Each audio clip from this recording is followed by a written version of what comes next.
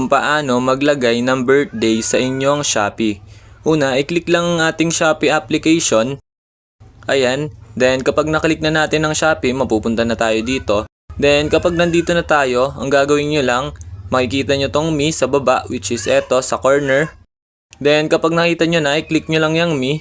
Then kapag naklik nyo na yan, mapupunta na tayo dito. Then kapag nandito na tayo, pansinin nyo naman sa upper part yung setting signs, which is eto. Ayan, then kapag nakita nyo na, i-click lang natin.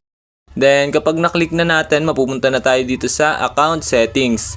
Then kapag nandito na tayo sa account settings, ang gagawin nyo lang, pansinin nyo tong account and security, which is etong kaunahan. Ayan, makikita nyo naman. Then i-click lang natin yan. Then kapag naklik na natin yan, mapupunta na tayo dito. Then mababasa nyo tong my profile. Ito sa taas.